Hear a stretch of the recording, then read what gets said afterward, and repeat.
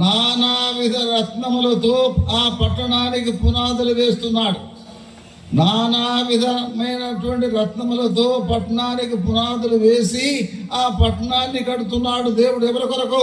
అబ్రహాము కొరకు, అబ్రహాము సంతానము కొరకు, అబ్రహాము యొక్క బిడ్డల కొరకు నానా విధ రత్నములతో పునాదులు వేసి అలంకరిస్తున్నాడు. పునాదులే రత్నాలతో కడితే ఇంకా ప్రాకారం, ఇంకా పట్టణం ఎలా కడతాడు? సరే, ఇప్పుడు ఆ పట్టణమును పునాదులు వేసి కడుతున్నాడు. పునాదులు వేసి కడితే మరి పునాదులు ఈ లోకంలో మనం పునాదులు వేస్తాం, చాలా గట్టిగా పునాదులు వేస్తాం. చిన్న ఇంటికైనా పునాది ఉండాలి. అయితే ఒకవేళ భూకంపం వస్తే ఈ పునాదులు ఎంతవరకు నిలబడతాయి?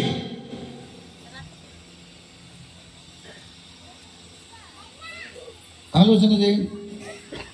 ఒకవేళ పొదులకే భూకంపం వచ్చింది, ప్రకాశం జిల్లాకే వచ్చింది ఏది భూకంపం, లేకపోతే కనిగిరి కొండలు ఉన్నాయి కాబట్టి కనిగిరికే వచ్చింది భూకంపం, లేకపోతే ఆంధ్ర తెలంగాణకు వచ్చింది భూకంపం, లేకపోతే ఇండియాకు వచ్చింది భూకంపం, అప్పుడు వేసిన పునాదులు ఏమైపోతాయి? ఏమైపోతాయండి? ఏమైపోతాయి అంటే నో అడ్రస్. అర్థమైందా? అడ్రస్సే ఉండదు. అందుకనే దేవుడు కూడా ఎక్కడ కడుతున్నాడు పునాదుల గల పట్టణాన్ని అంటే భూలోకములో కాదు. ఎందుకు?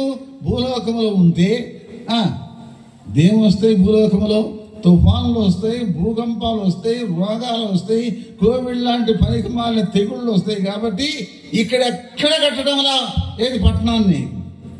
పరలోకములో కడుతున్నాడు దేవుడు పట్టణాన్ని. చూడారా, ఈ రాత్రి సమయంలో అబ్రహాం కొరకు దేవుడు కట్టే పట్టణం ఎటువంటిదో నువ్వు ఆలోచన చేయాలి. నీవు కూడా ఆ పట్టణంలో ఉండాలా, అబ్రహాముతో ఉండాలా, దేవునితో కూడా ఉండాలా. అది నీ యొక్క ఆలోచన ఉండాలా.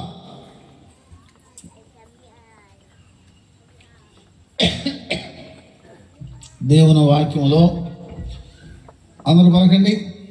దేవుడు దేనికి శిల్పియు నిర్మాణకుడనై ఉన్నాడు, ఆ పునాదులు గల పట్టణం కొరకు అబ్రహాము ఎదురు చూచుచుండెను. పునాదులు గల పట్టణం కొరకు అబ్రహాము ఎదురు చూచుచుండెను. కనుక నానా విధ రత్నములతో దేవుడు అబ్రహాం కొరకు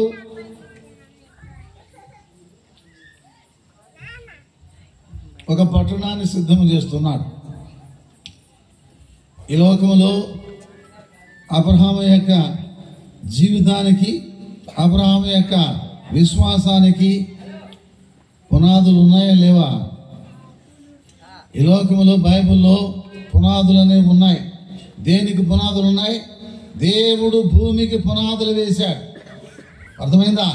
అంత మాత్రమే కాదు, క్రైస్తవ జీవితానికి పునాది ఉండాలి, విశ్వాసం యొక్క జీవితానికి పునాది ఉండాలి, అదే రీతిగా సంఘానికి పునాదులు ఉండాలి, తర్వాత దేవుని ఇంటికి పునాదులు ఉండాలి. కాబట్టి ప్రతిదానికి పునాదులు అవసరం. అయితే ఈ పునాది దేవుడు పరలోక పట్టణానికి నానా విధ రత్నములతో కడుతూ ఉన్నాడు, అలంకరిస్తున్నాడు. ఇది పరలోక పట్టణం యొక్క పునాదులు. క్రైస్తవ జీవితానికి పునాది ఏమిటి? మత్తయి సువార్త 7వ అధ్యాయం 24వ వచనం. మత్తయి 7:24. నా మాట విని వాటి చొప్పున చేయు ప్రతివాడను బండ మీద నీళ్లు కట్టుకున్న బుద్ధిమంతుని పోలి ఉండెను. వాన వచ్చిన, వరదలు వచ్చిన, గాలి విసిరా ఇంటి మీద కొట్టిన గాని దాని పునాది బండ మీద వేయబడిన కనుక అది పడలేదు. మరియు నా మాటలు విని వాడు చొప్పున చేయని ప్రతివాడు ఇసుక మీద నీళ్లు కట్టుకున్న బుద్ధిహీనుని పోలి ఉండెను. వాన వచ్చిన, వరదలు వచ్చిన, గాలి విసిరా ఇంటి మీద కొట్టెను, ఆ ఇల్లు కూలబడను, దాని పాటు గొప్పది. రెండు రకాల ఇల్లు, రెండు రకాల మనుషులు, రెండు రకాల పునాదులు, రెండు రకాల వ్యక్తులు, రెండు రకాల ఫలితాలు ఇక్కడ మనం చూస్తున్నాం. నీ జీవితం యొక్క పునాది, నీ ఇంటి యొక్క పునాది, నీ ఆత్మీయ జీవితం యొక్క పునాది దేని మీద కట్టబడాలంటే దేవుని వాక్యం మీద కట్టబడాలి. దేవుని వాక్యం మీద కనుక నీ జీవితం, నీకు విశ్వాస జీవితం కట్టబడకపోతే, అది ఇసుక మీద ఉంటే ఎప్పుడైనా ఏ రకమైన శోధన, శ్రమ, ఇబ్బంది, సమస్య, కష్టం వచ్చినప్పుడు నీ విశ్వాసంలో నుంచి తొలగిపోతావు. కాబట్టి నీ జీవితంలో విశ్వాస జీవితానికి దేవుని మాట వినటం, దాని ప్రకారం చేయడం అనేటువంటి పునాది నువ్వు కలిగి ఉన్నప్పుడు నీ విశ్వాస జీవితానికి ఎన్ని పరీక్షలు, పరిశోధనలు ఏమొచ్చినప్పటికీ నువ్వు నిలబడతావు. అబ్రహాము జీవితానికి 7 పరీక్షలు వచ్చినాయి. బంధువును వదిలిపెడతాడా? పరీక్ష. దేశం వదిలిపెడతాడా? పరీక్ష. సొంత వాళ్ళను వదిలిపెడతాడా? పరీక్ష. తమ్ముడిని విడిచిపెడతాడా? పరీక్ష. హాగర్ని విడిచిపెడతాడా? పరీక్ష. ఆఖరికి సొంత కుమారుడిని విడిచిపెడతాడా లేదా? పరీక్ష. ఈ పరీక్షలన్నింటిలో కూడా నిలబడాలంటే వాక్యం అనేటువంటి, దేవుని మాట అనేటువంటి పునాదిని అబ్రహాము కలిగి ఉన్నాడు. అదే రీతిగా నీ విశ్వాస జీవితానికి వచ్చే ప్రతి పరీక్షలో కూడా నువ్వు నిలబడాలంటే దేవుని వాక్యం అనేటువంటి పునాదిని నీవు కలిగి ఉండాలి. కానీ ఇప్పుడు సంఘం ఎదుట పాతాళలోక ద్వారములు నిలువనేరు. సంఘానికి పునాదులు ఉండాలి. ఇది ఏ సంఘం? ఇది ఏ సంఘం అండి? యేసు ప్రభు సంఘం. సంఘం ఎవరిది? విశ్వాసులది కాదు. సంఘం ఎవరిది? పాస్టర్ గారిది, అంతకంటే కాదు. సంఘం ఎవరిది? సంఘ పెద్దలది కూడా కాదు. ఎవరిది సంఘం? నా సంఘం అన్నాడు యేసు ప్రభువారు. నా సంఘమును నేను కట్టుదును అన్నాడు. మందిరం ఎవరిది? నా మందిరం అన్నాడు. తర్వాత ఇంకేమన్నాడు? ఎవరిల్లు? నా ఇల్లు అన్నాడు దేవుడు. కాబట్టి మందిరం ఆయనది, ఇల్లు ఆయనది, సంఘం ఆయనది, కట్టేవాడు ఆయన, పునాది ఆయన. ఏం పునాది సంఘానికి ఉండాలి? ఎఫ్ఎస్సీ పత్రిక 2వ అధ్యాయం 21 వచనం. ఎఫెసీ 2:21. అపోస్తలులను ప్రవక్తలు వేసిన పునాది మీద మీరు కట్టబడుచున్నారు. అపోస్తల పునాది, తర్వాత ప్రవక్తల పునాది. అపోస్తల పునాది అంటే క్రొత్త నిబంధన, దేవుని వాక్యం. అపోస్తలులు దేవుని సేవకులు, వాళ్ళు వేసిన పునాది. యేసు ప్రభువు యొక్క శిష్యులు అపోస్తలులు పౌలు వారు వేసిన పునాది మీద సంఘం కట్టబడుతూ వచ్చింది. ఆ రీతిగానే దేవుని వాక్యం అనేటువంటి అపోస్తల కార్యం, అపోస్తలుల యొక్క పునాది మీద మన ఆత్మీయ జీవితము, మన సంఘ జీవితము కట్టబడాలి. అప్పుడే సంఘం నిలబడుతుంది. తర్వాత సంఘము కట్టబడుతుంది, సంఘము ఎత్తబడుతుంది. నువ్వు ఎత్తబడే సంఘంలో ఉండాలంటే నీ పునాది సంఘంలో సరిగా ఉండాలి. ఏ పునాది ఉండాలా? ప్రవక్తలు, అపోస్తలులు వేసిన పునాది మీద నువ్వు కట్టబడాలి. అపోస్తలుడు ఎవరు? యేసు ప్రభువు.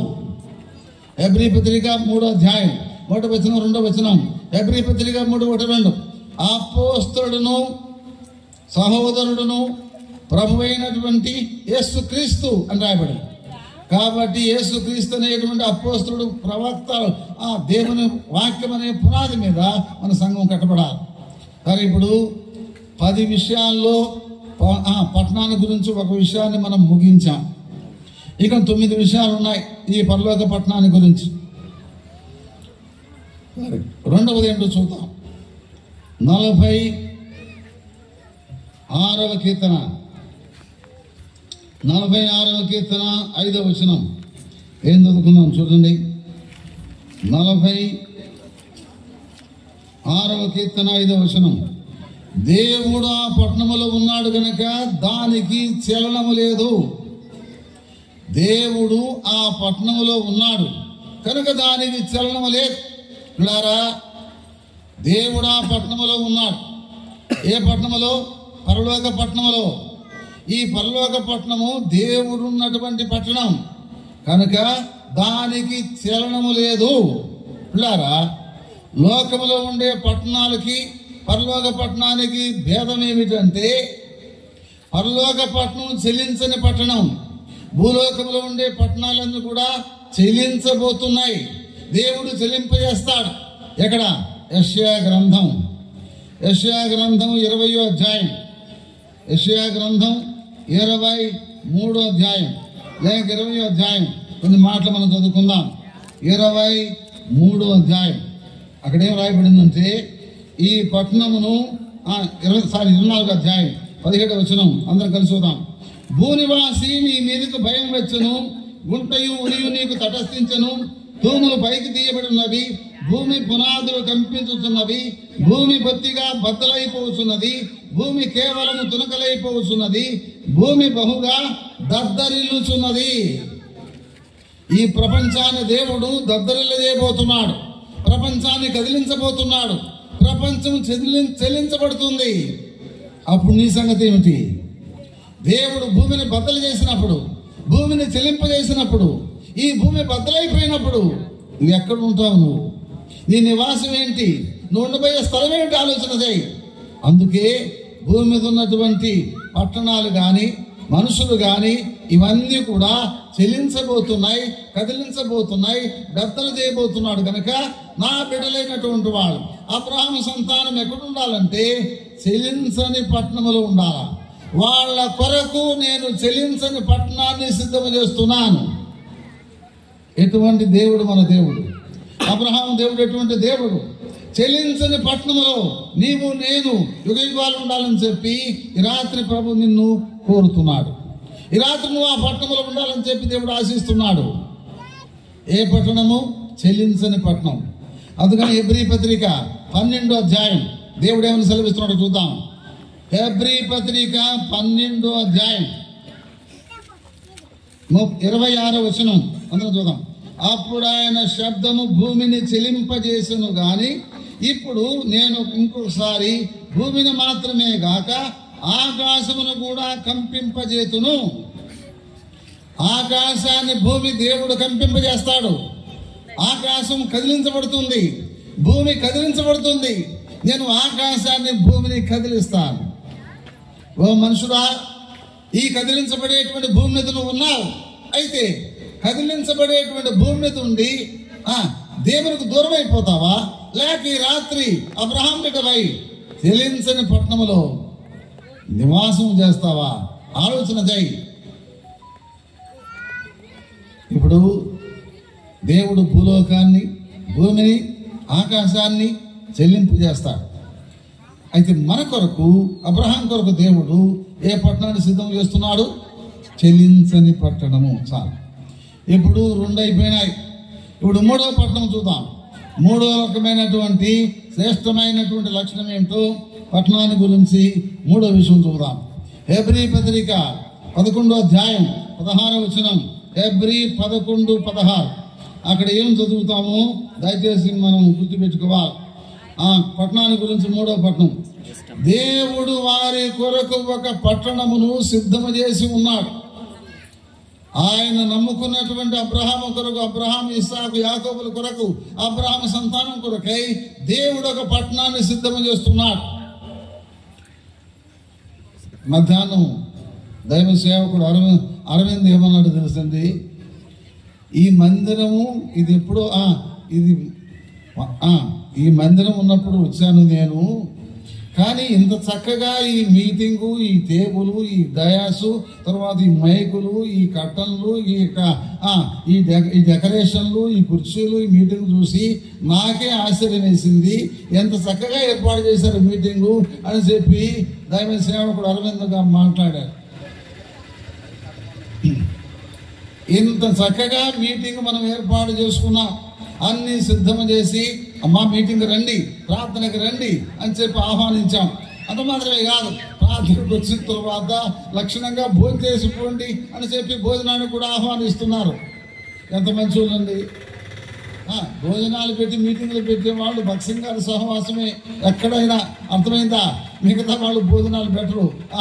మనం కానుకలు సమర్పించుకుందాం అని చెప్పి ఇంటింటికి తిరిగే వాళ్ళు, మనిషికి తిరిగి సంచులు పెట్టుకుని తిరిగే వాళ్ళు, కానీ భోజనం పెట్టే మీటింగులు ఉండవు సామాన్యంగా. అయితే మన సహవాసంలో వాక్యం చెప్పి మీటింగ్ పెట్టి చక్కని భోజనం పెట్టి, అయ్యా వందనాలు అయ్యా. ఇంకా మంచి వాళ్ళు ఏంటంటే, ఏమండి పాస్టర్లు, దేవుని సేవకులు ఈ కానుకుంచుకోండి అని చెప్పి కానుకలు కూడా ఇస్తున్నారు మనవాళ్ళు. ఇదంతా ఏమిటంటే ప్రిపరేషన్ ఫర్ ద మీటింగ్. ఒక మీటింగ్ ఎంత కష్టపడ్డారు, ఎంత ఖర్చు పెట్టుకున్నారు, ఎంత ప్రయాసపడ్డారు. ఎంత ఖర్చు పెట్టి ప్రయాసపడి సిద్ధపరిస్తే మనం హాయిగా లక్షణంగా దర్జాగా వచ్చి కుర్చీలో కూర్చుంటున్నాం. అర్థమైందా? మరి పరలోక పట్టణం సంగతి ఏమిటి? ఆ పట్టణాన్ని దేవుడు తన బిడ్డల కొరకు, అబ్రహాము కొరకు, అబ్రహాము సంతానం కొరకు సిద్ధపరుస్తున్నాడు. అది సిద్ధపరచబడిన పట్టణము అన్నాడు బైబిల్లో. దేవుని వాక్యంలో మనం చదువుతాం ఏమని? దేవుడు వారి కొరకు ఒక పట్టణమును సిద్ధము చేస్తున్నాడు. ఏం సిద్ధము చేస్తున్నాడండి? ఉదాహరణకు హైదరాబాద్ నుంచి అల్లుడు వస్తున్నాడు అనుకున్నాం. ఇప్పుడు మామ అత్తగారు అల్లుడు కోసం సిద్ధం చేస్తారా? గది సిద్ధం చేస్తారా? మంచి భోజనం సిద్ధం చేస్తారా? అన్ని వసతులు సిద్ధం చేస్తారా? అమ్మ నా కూతురు వస్తుంది, నా బిడ్డ వస్తుంది. ఎక్కడి నుంచి? హైదరాబాద్ నుంచి. ఎవరు వస్తున్నారు? మా అల్లుడు వస్తున్నామ్మా, మా అల్లుడు వస్తున్నామ్మా. తర్వాత నా కొడుకు వస్తున్నాడు హైదరాబాద్ నుంచి, నా కొడుకు వస్తున్నాడు, నా కూతురు వస్తుంది, వాళ్ళతో పాటు నా మనవడు వస్తున్నాడమ్మా.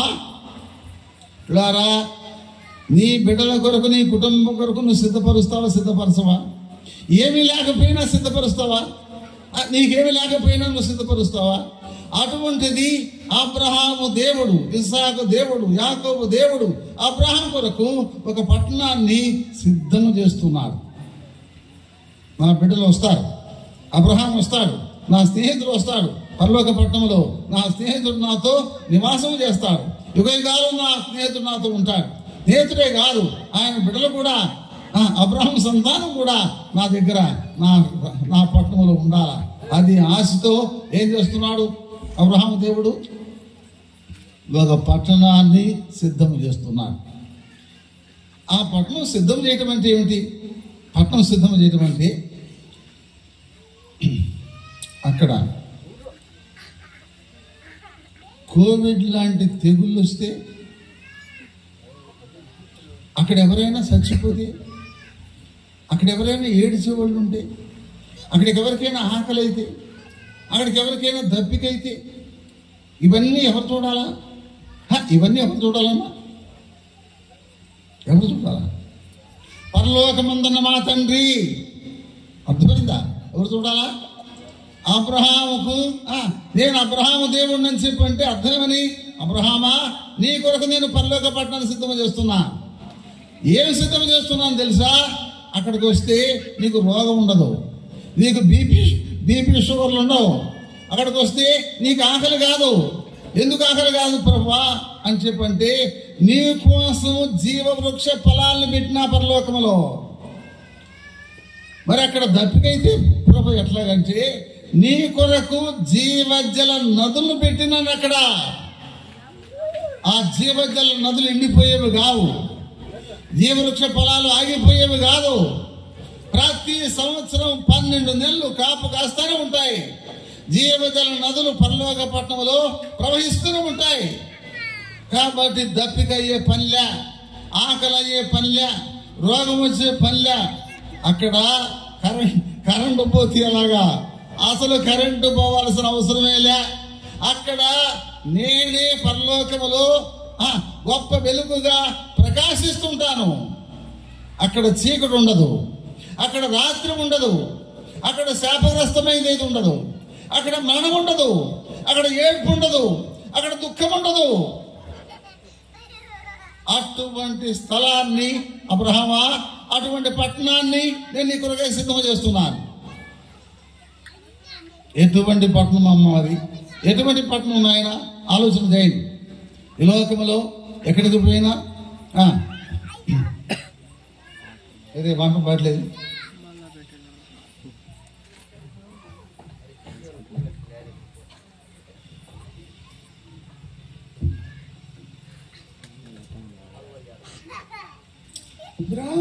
బ్రాహ్మణులు తాగేటప్పుడు చూడొచ్చా?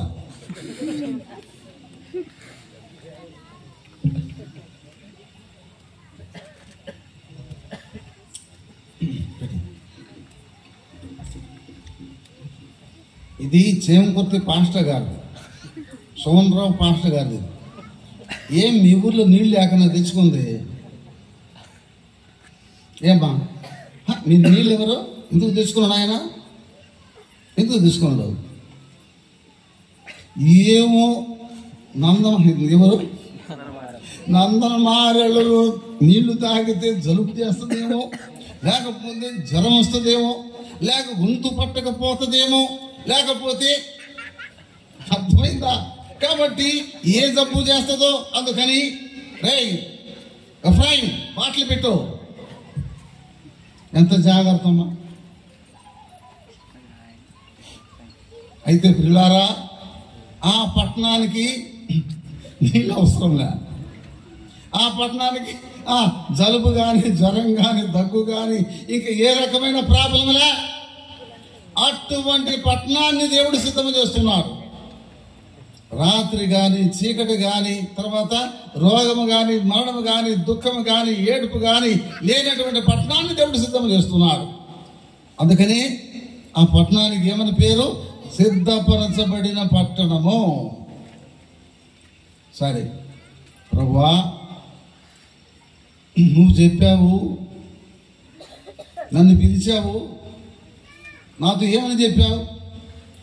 నీ ద్వారా భూలోక వంశములన్నీ ఆశీర్వదించబడతాయి అని చెప్పావు కదా. మరి నా బిడ్డలు ఎక్కడున్నారంటే అబ్రహాము చెబుతున్నాడు సమాధానం. వినండి, అమెరికాలో ఉండే నా బిడ్డలు, చైనాలో ఉండే నా బిడ్డలు, తర్వాత ఇండియాలో ఉండే నా బిడ్డలు, తెలంగాణలో ఉండే నా బిడ్డలు, తర్వాత ఆంధ్రప్రదేశ్లో ఉండా, చేంకుర్తిలో ఉండా, పొదిల్లో ఉండా, లేకపోతే కనిగిరిలో ఉండా. మరి వీళ్ళందరూ ఎట్లా ప్రభువా? నేనేమంటే పరలోకంలో ఉంటుంది, నా బిడ్డలందరూ ఎక్కడెక్కడ చెదురుండా, కాబట్టి వీళ్ళందరి సంగతి ఏమిటి? అప్పుడు దేవుడు కూడా ఏమన్నా తెలుసా? అబ్రహామా, డోంట్ వరీ, నీకెంతమంది సంతానం ఉన్నారో ఆ సంతానం అంతా ఇచ్చింది నేనే. అర్థమైందా? నీకెంతమంది కొడుకులు, ఆ కొడుకులందరికీ తండ్రి నేనే. ఇప్పుడు నా ఆలోచన ఏంటంటే, నువ్వు నాతో ఉండాలా, నీ సంతానం అంతా నాతో ఉండాలా, నేను పుట్టించినటువంటి నా ప్రజలందరూ కూడా, నన్ను నమ్ముకున్న బిడ్డలందరూ కూడా నాతోనే ఉండాలా. ఎక్కడ ఉండాలా? ఒకడు అమెరికాలో, ఒకడు ఇండియాలో, లేకపోతే ఒకడు లండన్లో, ఒకడు యూకేలో, ఒకడు ఆస్ట్రేలియాలో కాదు. అందరూ కూడా ఒకే పట్టణంలో ఉండాలి. అబ్రహామా, ఇది నా కోరిక. నీ కోరిక ఏంటంటే, అందరూ లోకమంతా ఉన్నారు, కానీ వాళ్ళందరూ కూడా నా దగ్గరికి వస్తారు. వాళ్ళందరి కోసం, నీ కోసం, నా బిడ్డలందరి కోసం ఒకే పట్టణాన్ని నేను సిద్ధం చేస్తున్నా. ఎంత మంచి దేవుడు అండి మన దేవుడు. అబ్రహాము దేవుడు ఎటువంటి దేవుడు? ప్రపంచాలన్నీ దీవించాడు అబ్రహాం ద్వారా. ఇప్పుడు అబ్రహాం కొరకు పట్టణం కట్టినప్పుడు అబ్రహాం సంతానం సంగతి ఏమిటి? అందుకని దేవుని వాక్యంలో ఆ పట్టణాన్ని గురించి మరొక మాట చూద్దాం. ఎఫ్ఎస్సి పత్రిక 2వ అధ్యాయం 19వ వచనం. ఎఫ్ఎస్సి 2:19. మనము ఇక మీదట పరజనులను పరదేశులమునై ఉండక ఏక పట్టణస్థులమును దేవుని ఇంటి వారమునై ఉన్నాము. ఏ పట్టణం? ఎన్ని పట్టణాలు? ఏందమ్మా నిద్రపోతున్నారా? ఎన్ని పట్టణాలు చెప్పండి? ఎన్ని పట్టణాలు? ఒకే పట్టణం. ఉదాహరణకి నాకు 10 మంది కొడుకులు ఉన్నారు అనుకోండి, లేరనుకోండి, అనుకోండి కాసేపు. ఒకడు అమెరికాలో, ఒకడు ఆస్ట్రేలియాలో, ఒకడు జర్మనీలో, ఒకడు ఇండియాలో, ఒకడు శ్రీలంకలో, ఒకడు చైనాలో ఉన్నాడు. ఇప్పుడు నేను ఏ కొడుకు దగ్గరికి పోవాలా? ఏ కొడుకు దగ్గర ఉండాలని చెప్పి నాకు ఆశ ఉంటుంది. అమెరికా వాడి మీదనా, చైనా వాడి మీదనా, లేకపోతే జపాన్లో ఉన్నవాడి మీదనా, లేకపోతే యూకేలో ఉన్న మీదనా? ఏ కొడుకు? ఈ కొడుకులంతా ఏమంటారు? డాడీ ఒకసారి మా దగ్గర ఉండు, ఒక సంవత్సరం మా దగ్గర ఉండు అని చెప్పి పిలిస్తే, రే నాయన పెద్దోడు నువ్వు పిలుస్తున్నావు, చిన్నోడు చైనాలో ఉండా, వాడిని కూడా చూడాలనిపిస్తుందిరా అని చెప్పంటే, నా దగ్గరకు రా, నేను అమెరికా నుంచి పంపిస్తాను నీకు ఫ్లైట్లో అని చెప్పాను. ఒరే, నన్ను అమెరికా నుంచి చైనా పంపిస్తావు, వాడు జపాన్లో ఉన్నాడు రా, వాడి దగ్గరికి ఎప్పుడు పోవాలరా అని చెప్పంటే, నీ ఇష్టం డాడీ. అర్థమైందా? కనుక ఈ లోకంలో 10 మంది బిడ్డలు 10 దేశాల్లో ఉంటే తండ్రికి ఎంత దుఃఖం ఉంటుందండి, ఎంత ఆశ ఉంటుంది. నా కొడుకులందరూ కూడా నా దగ్గరే ఇండియాలో నాతో ఉంటే ఎంత బాగుండని చెప్పి అనిపిస్తుందా? అలాగే పరలోకములో ఉండే దేవుడు కూడా, అబ్రహాం యొక్క ఆలోచన, దేవుని యొక్క ఆలోచన ఏంటంటే, ప్రపంచంలో ఉన్న పట్టణాలన్నింటిలో ఉన్నటువంటి ఆయన బిడ్డలందరూ కూడా ఒకే పట్టణంలో ఉండాలని చెప్పి ఒకే పట్టణాన్ని, పరలోక పట్టణాన్ని ఆయన సిద్ధం చేస్తున్నారు. ఏక పట్టణస్థులమును దేవుని ఇంటి వారమునై ఉన్నాము.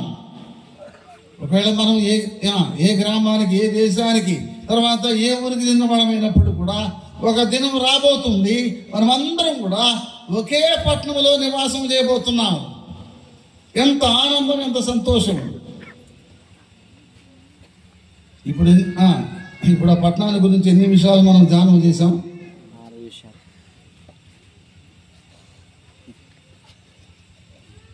అభిప్రాయం 3 4 ఇంకా 3 ఏందయ్యా? 4. అందరూ పలకండి. పరలో దేవుడు అబ్రహాము కొరకు పట్టణమును ఏర్పాటు చేయుచున్నాడు. ఆ పట్టణము పునాదులు గల పట్టణము, ఆ పట్టణము చెలించని పట్టణము, ఆ పట్టణము సిద్ధపరచబడిన పట్టణము, ఆ పట్టణము ఏక పట్టణము. 4 తర్వాత ఇన్ని అడిగేది. ఇప్పుడు 5వది ఏంటో చూద్దాం. హెబ్రీ పత్రిక 13వ అధ్యాయం 12వ వచనం. హెబ్రీ పత్రిక 13:14. నిలవరమైన పట్టణము మనకి ఇక్కడ లేదు, ఉండబోవుచున్న దాని కోసము ఎదురు చూచుచున్నాము. నిలవరమైన పట్టణం మనకి ఇక్కడ లేదు, ఉండబోవుచున్న దాని కోసం ఎదురు చూస్తున్నాం. అనగా నిలవరమైన పట్టణం అంటే కంటిన్యూయింగ్ సిటీ. ఈ లోకంలో మనకు లేదు. అమెరికాలో ఉన్నా, తర్వాత ఇండియాలో ఉన్నా, తర్వాత ఇంకో దేశంలో ఉన్నా, లేక ఇంకో పట్టణంలో ఉన్నా, అర్థమైందండి. తర్వాత నందనమారెల్లో ఉన్నోళ్ళకి ఏ పట్టణంలో ఉండాలని ఆశ? హైదరాబాద్లో ఉన్నోళ్ళకి ఏ పట్టణంలో ఉండాలని ఆశ? బాంబేలో ఉన్నోళ్ళకి ఏ పట్టణంలో ఉండాలని ఆశ? కువైట్లో ఉన్నోళ్ళకి ఏ పట్టణంలో ఉండాలని ఆశ? అమెరికాలో ఉన్నోళ్ళకి ఏ పట్టణంలో ఉండాలని ఆశ? చంద్రమండలం. అంటే ఏమిటి? మనం ఉన్న పట్టణంలో మనం ఉండటానికి మనకి ఇష్టం ఉండదు. ఇంతకంటే better place, better city, we want better, we want best. అది మన ఆలోచన. ఏముంది నందనమారెల్లో? అక్కడ బతకడానికి పని లేవు, పదా ఎక్కడికి? హైదరాబాద్. అక్కడేముంది? ఉద్యోగాలు. బెంగళూరు పదా, అక్కడే ఉంది. ఆస్ట్రేలియా పదా. ఇలాగా ఈ లోకములో నిలవరమైన పట్టణం మనకి ఇక్కడ లేదు. అంటే ఆ పట్టణం ఎంతకాలం ఉండే పట్టణము? యుగయుగములుండే పట్టణము, నిత్యమైన పట్టణము అని చెప్పి దేవుని వాక్యాలు మనం చదివాం. యుగయుగములుండే పట్టణం, నిత్యమైనటువంటి పట్టణం. ఆ పట్టణాన్ని ఎవరు కడుతున్నారు అనే సంగతి చూద్దాం. 2వ కొరింథీ పత్రిక 5వ అధ్యాయం 2వ వచనాలు. 2వ కొరింథీ 5వ అధ్యాయం 2వ వచనాలు. భూమి మీద మన గుడారమడి నివాసం శిథిలమైపోయిను, చేతి పని కాక దేవుని చేత కట్టబడిన నిత్యమైన నివాసము పరలోకమందు మనకున్నదని ఎరుగుదుము. దేవుని చేత కట్టబడిన నిత్యమైన నివాసము పరలోకమందు మనకున్నది. లారా, ఈ లోకాన్ని విడిచిపెడితే మనం ఎక్కడికి పోవాలా? ఏ ఇంటికి పోవాలా? మనం దేని కొరకు సిద్ధపడుతున్నాం? దేని కొరకు నువ్వు సిద్ధపడితే ఆ ఇంటికి పోతావు. నువ్వు పరలోకానికి సిద్ధపడితే నువ్వు పరలోకమనే ఇంటికి పోతావు. లేక పరలోకానికి సిద్ధపడకపోతే నరకమనే ఇంటికి పోతావు. జాగ్రత్త. దేవుని చేత కట్టబడిన నిత్యమైన నివాసము పరలోకమందు మనకున్నది. ఇదే యుగ యుగాలు ఉండే పట్టణం, ఇదే నిత్యమైన నివాసం. ఇప్పుడు 5 అయిపోయినాయి. ఆ ఆడుకునే పిల్లలు కొంచెం పక్క తీసుకున్నాయినా. కరెంటు లైట్లు బాగున్నాయి, ఆడుకోవటానికి ఎగరటానికి బాగుంది. ఎందుకంటే మంచి ఛాన్స్ వస్తుందా? ఈ ఒక్కరోజే ఆడేది ఎగిరేది. అర్థమైందా? సరే వినండి. యుగయుగములుండే పట్టణం, ఇది 5వది. ఇప్పుడు 6వది ఏంటో చూద్దాం. చూడండి. హెబ్రీ పత్రిక 12వ అధ్యాయం 22వ వచనం. హెబ్రీ 12:22. జీవము కలిగిన పట్టణము. పిల్లారా, ఆ పట్టణానికి ఉన్న ప్రత్యేకత జీవం కలిగిన పట్టణం. ఆ పట్టణంలో ప్రవేశిస్తే జీవం ఉంటుంది. ఆ పట్టణం పేరే జీవం గల పట్టణం. పిల్లారా, దేవుని వాక్యానికి ఉన్నటువంటి ప్రత్యేకత ఏమిటి? దేవుని వాక్యానికి ఉన్న ప్రత్యేకత, దేవుని వాక్యము సజీవమై బహుబలము గలదై ఉండను. ఈ వాక్యము సజీవమైన వాక్యం. ఈ వాక్యములో ఉన్నటువంటి యేసు ప్రభు సజీవుడు. ఆయన నమ్ముకున్న బిడ్డలు సజీవులు. అందుకని ప్రభు అన్నాడు ఏమని? ప్రకటన గ్రంథం 3వ అధ్యాయం 18వ వచనం 1:18, మొదటి వాడను కడపటి వాడను జీవించువాడను మృతునైతిని గాని యుగయుగములు జీవించుచున్నాను. కాబట్టి సజీవుడైన దేవుడు, జీవము గల దేవుడు, జీవము గల పట్టణానికి ఎవరిని తీసుకుపోతున్నాడు అంటే జీవం కలిగిన వాళ్ళని తీసుకుపోతున్నాడు. ఎవరి పట్టణంలో ఉండేదంటే జీవం గల పట్టణంలో ఈ లోకములో జీవాన్ని పొందినవాడు, ఆత్మీయంగా జీవాన్ని పొందినవాడు, ఆత్మీయంగా పాపములో చనిపోయి యేసు ప్రభు ద్వారా లేపబడి జీవించిన వాళ్ళు, జీవిస్తున్నవాడు, జీవం పొందినవాడు, నిత్య జీవాన్ని పొందినవాడు, వాళ్ళ పట్టణములో జీవము కలిగి దేవునితో యుగయుగాలు జీవిస్తారు.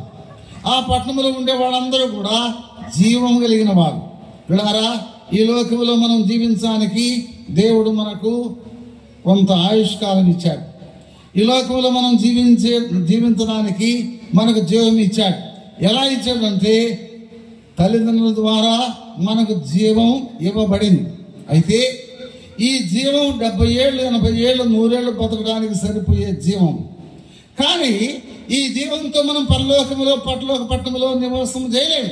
అందుకని యేసు ప్రభువుని పంపించాడు లోకానికి. ఎందుకు పంపించాడు తండ్రి అయిన దేవుడు? యోహాను సువార్త 10వ అధ్యాయం 11వ వచనం. యోహాను సువార్త 10:11, గొర్రెలకు జీవము కలుగుటకును సమృద్ధిగా కలుగుటకును నేను వచ్చి ఉన్నాను. నా యందు విశ్వాసం ఉంచువాడు నిత్య జీవము గలవాడు. పిల్లారా, యేసు ప్రభువుని దేవుడు ఎందుకు పంపాడంటే మనం నిత్య జీవాన్ని కలిగి ఉండడానికి.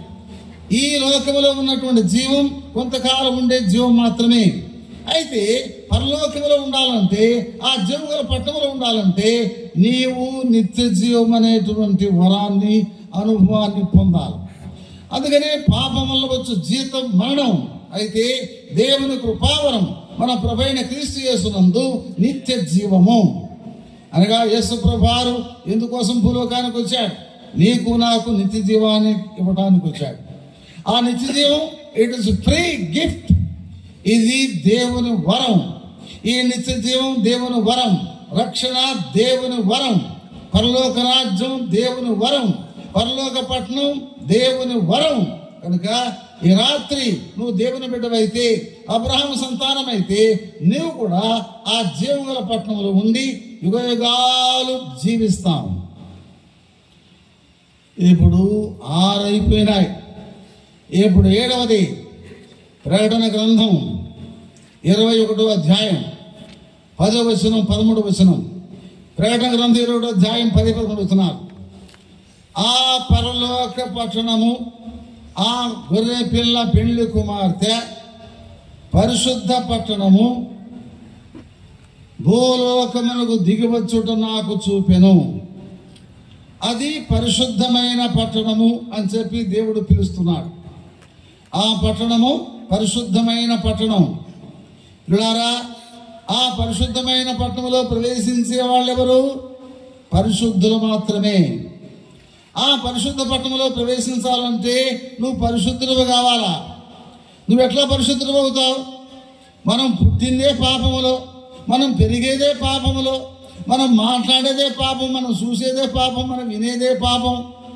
అట్లాంటిది ఆ పరిశుద్ధ పట్టణంలో మనం ఎలా ప్రవేశిస్తాం? అందుకే పరిశుద్ధుడైన దేవుడు భూలోకానికి మానవుడిగా అవతరించాడు. అవతరించినందుకు ఆయన రక్తం ఇచ్చి, ఆ రక్తం ద్వారా మనలను పరిశుద్ధపరచడానికి, పరిశుద్ధ పట్టణంలో ప్రవేశించడానికి, మనల్ని సిద్ధపరచడానికి భూలోకానికి వచ్చి పరిశుద్ధ రక్తాన్ని చిందించాడు. మనల్ని పరిశుద్ధపరుస్తున్నాడు. ఎట్లా పరిశుద్ధపరుస్తున్నాడు? దేవుని వాక్యములో హెబ్రీ పత్రిక 13వ అధ్యాయం 12వ వచనం. హెబ్రీ 13:12. యేసు కూడా తన స్వరక్తము చేత ప్రజలను పరిశుద్ధపరచుటకై గవిని వెలుపడ శ్రమ పొందెను. తన స్వరక్తము చేత ప్రజలను పరిశుద్ధపరచడానికి యేసు ప్రభువు శ్రమ అనుభవించాడు. ఇప్పుడు మనం పరిశుద్ధపరచబడాలా? ఎట్లా పరిశుద్ధపరచబడతాం? 1 కొరింథీ పత్రిక 6వ అధ్యాయం 9వ వచనం 10వ వచనం. 1 కొరింథీ 6, 9, 10. అన్యాయస్తులు దేవుని రాజ్యమునకు వారసులు కానేరరు. దొంగలైనను, త్రాగబోతులైనను, దూషకులైనను దేవుని రాజ్యమునకు వారసులు కానేరరు. అయితే మీలో మునుపు కొందరట్టి వారై ఉంటుంది గాని మన ప్రభువైన యేసుక్రీస్తు నామమందును ఆయన ఆత్మయందును కడగబడి పరిశుద్ధపరచబడిన వారై నీతిమంతులుగా తీర్చబడితిరి. ఆయన ఆత్మ ద్వారా, ఆయన యొక్క నామము ద్వారా, ఆయన రక్తము ద్వారా మనము పరిశుద్ధపరచబడి నీతిమంతులుగా తీర్చబడినాం. ఇప్పుడు అట్లా పరిశుద్ధపరచబడి నీతిమంతులుగా తీర్చబడిన వాడు ఆ పరిశుద్ధ పట్టణంలో ప్రవేశిస్తారు. అందుకని దేవుని వాక్యంలో ఇంకెట్లా పరిశుద్ధపరచబడతాం? 1 కొరింథీ పత్రిక 3వ అధ్యాయం 1-3 వచనాలు. 1 పేతురు పత్రిక 3వ అధ్యాయం 2-3 వచనాలు. ఆత్మ వలన పరిశుద్ధపరచబడిన వారై దేవుని ఆత్మ, దేవుని నామం, దేవుని యొక్క రక్తం, దేవుని వాక్యం ద్వారా మనం పరిశుద్ధపరచబడ్డాం. అబ్రహామును దేవుడు పరిశుద్ధపరిచి, అందుకని అబ్రహాము చేసిన పని ఏమిటంటే బలిపీఠను కట్టి బలి పశువును వధించి రక్తం చేత పట్టుకుని ప్రార్థన చేస్తున్నాడు. ప్రభా నా పాపాలు పరిహారం చేయి, ప్రభా నా పాపాల నుంచి నాకు విమోచన కలుగుతాయి, ప్రభా నా పాపాలు క్షమించు, ప్రభా నన్ను పరిశుద్ధపరచు అని ప్రార్థన చేస్తున్నాడు. ఎక్కడ బలిపీఠం కట్టాడో, ఎక్కడ గుడారం వేశాడో అక్కడ బలిపీఠం కట్టి రక్తం చేత పట్టుకుని పరిశుద్ధపరచు ప్రభా అని చెప్పి ప్రార్థన చేస్తున్నాడు. అబ్రహాము పరిశుద్ధపరచబడి పరిశుద్ధ పట్టణంలో ప్రవేశించడానికి సిద్ధంగా ఉన్నాడు. అబ్రహామును పరిశుద్ధపరిచిన దేవుడు ఈ రాత్రి నన్ను కూడా పరిశుద్ధపరచాలని చెప్పి ఇష్టపడుతున్నాడు. ఇప్పుడు 7 అయిపోయినాయి. పరిశుద్ధ పట్టణము. ఇప్పుడు 7. ఇప్పుడు 8తో చూద్దాం. యెషయా గ్రంథం 1వ అధ్యాయం 28వ వచనం. యెషయా 1:28. ఆ పట్టణము నీతిగల పట్టణం అని దానికి పేరు. యెషయా గ్రంథం 1:27-28. నీతిగల పట్టణము. ఆ పట్టణం ఎటువంటిది? నీతి కలిగిన పట్టణం. 4 రోజులు బతికేది ఎన్ని రోజులు? 4 రోజులు. 4 రోజులు బతికినా ఎట్లా బతకాలమ్మా? ఏ నాయనా ఎట్లా బతకాలా? 4 రోజులు బతికినా నీతిగా బతకరా?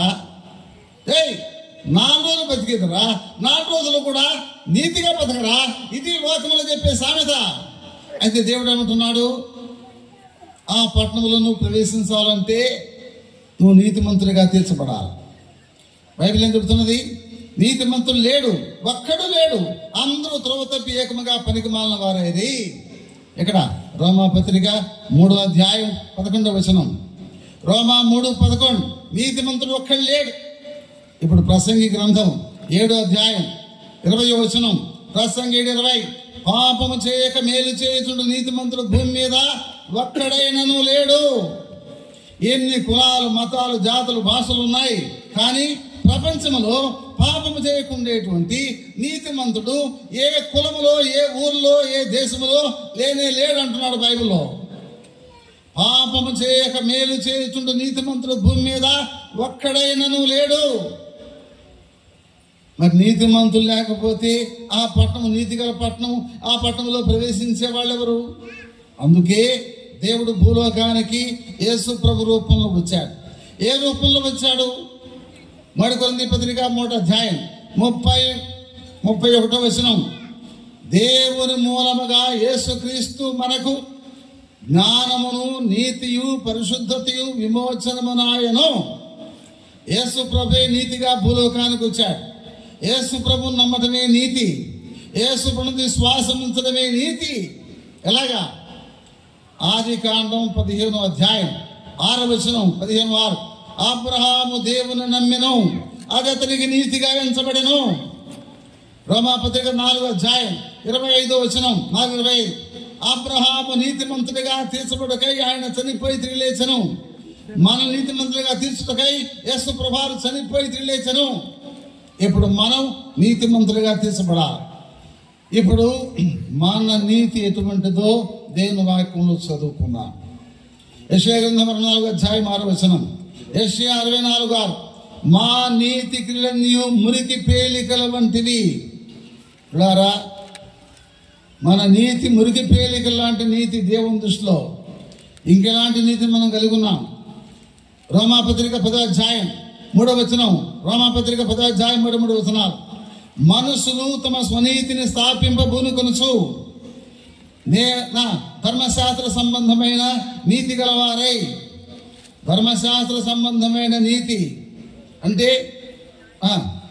మాట్లాడితే మాట్లాడాల, పలికితే పలకాల, పలకపోతే పలకూడదు, కొడితే కొట్టాలా, తిడితే తిట్టాలా. ఇది ధర్మశాస్త్రపు నీతి. స్వనీతి అంటే ఏమిటి చెప్తాను చూడండి అమ్మా. నాతో ఒకసారి చూడండి, ఒకసారి ఏమనుకోకుండా నాతో ఒకసారి చూడండి. ఇప్పుడు దాకా దిక్కులు చూసినా నాతో ఒకసారి చూడండి. స్వనీతి అంటే ఎటువంటిది చెప్తాను చూడండి. బస్సు పోతా ఉంది. ఇప్పుడు ఎఫ్రాయిని డ్రైవర్ అనుకున్నాం. బస్కి కనిగిరి బస్సు పోతుంది. నందమారేళ్ళకి వచ్చేటప్పటికి చీకటి పడింది. నందమారేళ్ళు ఎఫ్రాయిన్ ఏం చేసినాడంటే ఏంటి లైట్ వేసాడు. లైట్ వేయంగానే నేను ఆ బస్సులో ఉన్నా, నేను స్వనీతి గలవాడిని, నేనేం చేస్తాను తెలుసా? అర్థమైందా? దీన్ని ఏమంటారు? స్వనీతి.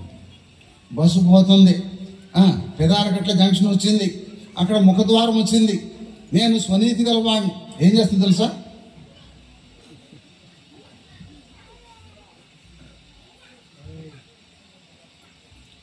ఇదమ్మ లోకములో. తర్వాత దుర్నీతి, సకల దుర్నీతియు పాపము అన్నాడు. ఇక్కడ 1 యోహాను పత్రిక 5వ అధ్యాయం 17వ వచనం, 1 యోహాను 5:17 సకల దుర్నీతియు పాపము. దుర్నీతి అంటే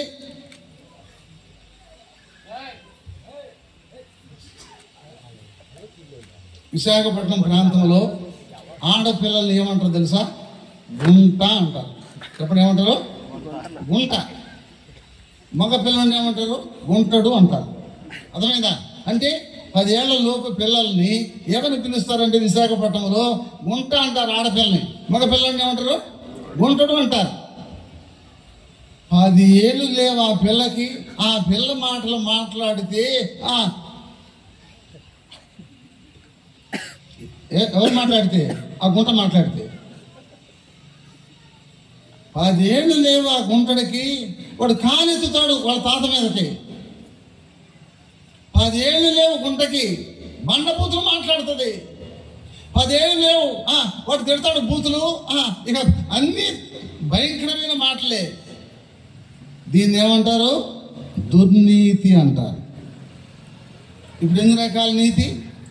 స్వనీతి, మురికి పేలిక లాంటి నీతి, ధర్మశాస్త్రపు నీతి, తర్వాత దుర్నీతి. ఇప్పుడు బ్రాహ్మణ నీతికి వద్దాం.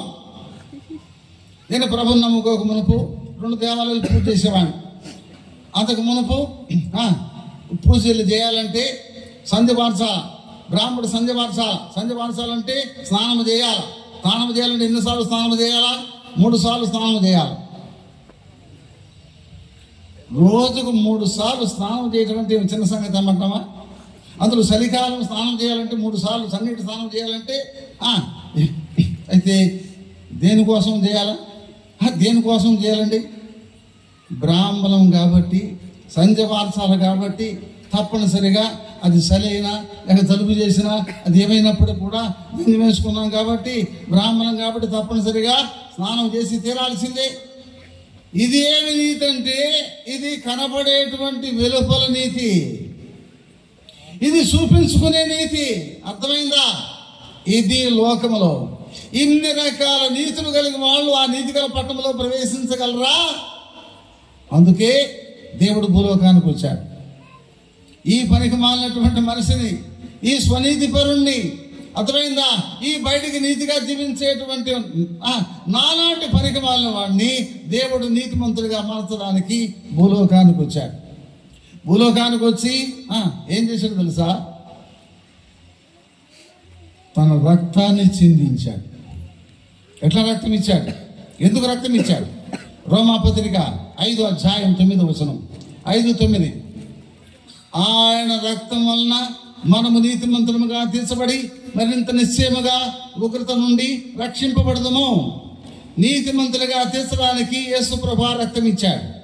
ఆ రక్తం ద్వారా ప్రభువా నన్ను నీతిమంతులుగా తీర్చమని నేను ప్రార్థన చేసుకున్నాను. ఆ ప్రభువు నన్ను నీతిమంతులుగా తీర్చాడు. ఈ రాత్రి నువ్వు కూడా నీతిమంతులుగా తీర్చబడితేనే ఆ నీతిగల పట్టణంలో ప్రవేశించగలవు. నీతిమంతులుగా తీర్చబడినావా? ఇద్దరు ప్రార్థనకు పోయినారు. ప్రభువా నేను ఉపవాసం ఉంటున్నా, నేను కానుకిస్తున్నా, నేను చాలా మంచోడిని, ఇలాంటి దుర్మార్గుని కాదు ప్రభువా అని ప్రార్థన చేశాడు. ఇంకోటి ప్రార్థన చేశాడు. ఏమని? ప్రభువా నేను దుర్మార్గుడిని ఆయన, నేను పాపాత్ముడిని ఆయన, నేను ప్రార్థన చేయడానికి కూడా అర్హుడిని కాదు ప్రభువా అని ప్రార్థన చేశాడు. దేవుడు వీని ప్రార్థన విన్నాడు. చూడారా, అతనికంటే నీతిమంతుడిగా తీర్చబడి ఇంటికి వెళ్ళాను. కాబట్టి పాపాలు ఒప్పుకున్నావా? దేవుని దగ్గర క్షమాపణ అడిగావా? తీర్మానం చేసుకున్నావా? మాన మనసు పొందావా? లేనట్లయితే ఈ రాత్రి ప్రార్థన చేయి. ప్రభువా నన్ను నీతిమంతుడిగా తీర్చు ప్రభువా, నీ రక్తంతో నా పాపాలు కడుగు ప్రభువా, ఆ నీతిగల పట్టణంలో నాకు కూడా ప్రవేశం దయచేయ ప్రభువా అని ప్రార్థన చేయి, తీర్మానం చేసుకో. ఇప్పుడు 8 అయిపోయినాయి. ఇప్పుడు 9. ప్రకటన గ్రంథం 21:23-24 21-23-24. ఆ పట్టణములో ప్రకాశించుటకై గొర్రె పిల్లయే దానికి దీపము. దేవుని మహిమ పట్టణంలో ప్రకాశించుచుండెను. ఆ పట్టణము మహిమ కలిగిన పట్టణము. దేవుని యొక్క మహిమ ఆ పట్టణంలో ప్రకాశిస్తూ ఉంటుంది. ఆయన బిడ్డలు మహిమ గల వారుగా ప్రకాశిస్తుంటారు. పరలోకములో మనం ఏ రూపంలో ఉంటాం? ఫిలిప్పీ పత్రిక 3:21 ఫిలిప్పీ 3:21. సమస్తమును తనకు లోపరుచుకున్న దాని శక్తిని బట్టి ఆయన మన దీన శరీరమును తన మహిమ గల శరీరమునకు సమరూపము గల దానిగా మార్చును. మనం అందరం కూడా పరలోకములో ఇక్కడ నల్లగా ఉన్నా, తెల్లగా ఉన్నా, ఎర్రగా ఉన్నా, లేక ఇంకా నల్లగా ఉన్నా, ఎలా ఉన్నప్పుడు కూడా మనం అందరం కూడా నీతిగల పట్టణంలో ఎలా ఉంటాం? మహిమగల పట్టణంలో అని చెప్పంటే దయచేసి చదవండి.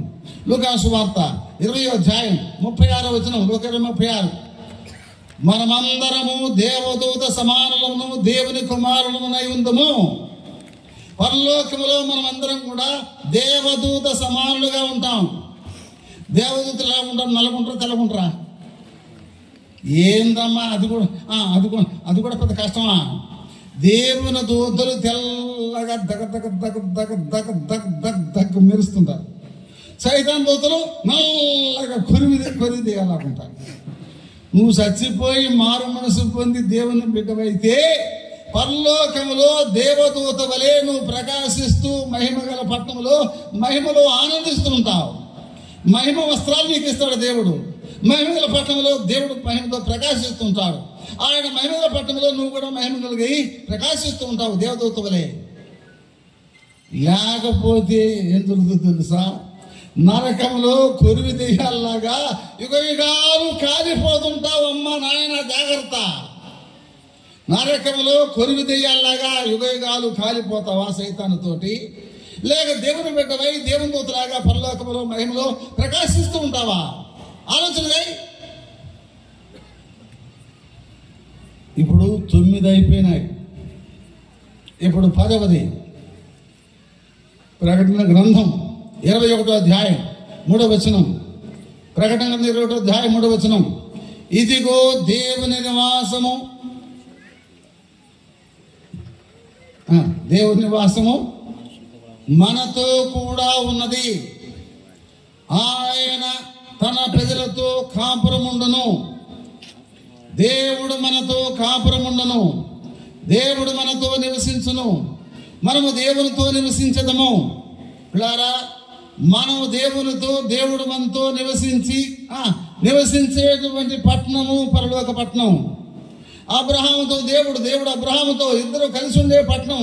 అబ్రహాము సంతానము దేవునితో, దేవుడు అబ్రహాము సంతానముతో యుగయుగాలు కాపురం చేసి నివసించేటువంటి పట్టణమే పరలోక పట్టణం. ఇప్పుడు ఆ పట్టణాన్ని గురించి 10 విషయాలు మనం ధ్యానం చేశాం. ఇప్పుడు మనం ముగిద్దాం. ఇంకొక 5 నిమిషాల్లో ముగిస్తాను. అందరూ కూడా ప్రార్థన కొరకై సిద్ధంగా ఉండండి. ఇప్పుడు ఆ పట్టణంలో ప్రవేశించాలంటే చందాలు ఇవ్వాలన్నా, కానుకలు ఇవ్వాలన్నా, లేకపోతే ఇంకేమి చేయాలా? ఏం చేయాలి తెలుసా? ఎవరికా పరలోక పట్టణంలో ప్రవేశం తెలుసా? ఒక మాట చదువుకుందాం. ప్రకటన గ్రంథం 21వ అధ్యాయం 27వ వచనం. అందరూ పలకండి. గొర్రె పిల్ల, పలకండి గట్టిగా. గొర్రె పిల్ల జీవ గ్రంథమందు వ్రాయబడిన వారు దానిలో ప్రవేశించరు. గొర్రె పిల్ల జీవ గ్రంథమందు వ్రాయబడిన వారు ఆ పరలోక పట్టణంలో ప్రవేశించెదరు. నిషిద్ధమైనది, అబద్ధమైనది జరిగించువాడు దానిలో ప్రవేశించడు.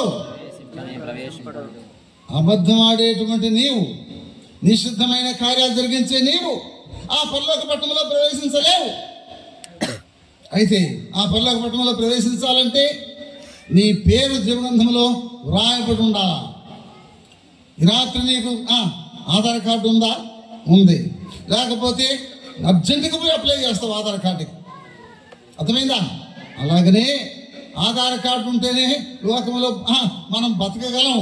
అట్లాంటిది పరలోకానికి ప్రవేశించాలంటే, ఆ పట్టణంలో ప్రవేశించాలంటే పరలోక ఆధార్ కార్డు నీకుందా? నీ పేరు జీవగ్రంథంలో రాయబడి ఉందా? లేకపోతే ఏం చేయాలా? అర్జెంటుగా తీర్మానం చేయాలి, అర్జెంటుగా ప్రార్థన చేయాలి. ఎందుకు ప్రార్థన చేయాలా? ఎందుకు అర్జెంటుగా ప్రార్థన చేయాలి తెలుసండి? ఎందుకు అర్జెంటుగా ప్రార్థన చేయాలి? ఎందుకు అర్జెంటుగా తీర్మానం చేసుకోవాలి చెప్తాను తర్వాత. ఇప్పుడు ఆ దేవగ్రంథంలో పేరు ఉంటేనే పరలోక పట్టణం. ఒకవేళ పేరు లేకపోతే ఏం జరుగుతుంది? ప్రకటన గ్రంథం 20వ అధ్యాయం 15వ వచనం. 20:15 అందరూ పలకండి. ఎవని పేరైనను, పలకండి, ఎవని పేరైనను జీవ గ్రంథమందు వ్రాయబడినట్టు కనబడిన ఎడల వాడు అగ్నిగుండములో పడవేయబడెను. నీ పేరు జీవగ్రంథంలో ఉంటేనే పరలోక పట్టణంలో ప్రవేశించగలవు. నీ పేరు జీవగ్రంథంలో లేదనుకో అగ్ని గంధములు తొమ్మంటే గుండములో పడవేయబడతావు. ఆలోచన చేయి. ఈ రాత్రి అగ్నిగుండానికి పోతావా, లేక పరలోక పట్టణంలో ప్రవేశిస్తావా? పరలోక పట్టణంలో ప్రవేశించాలంటే ప్రార్థన చేయి.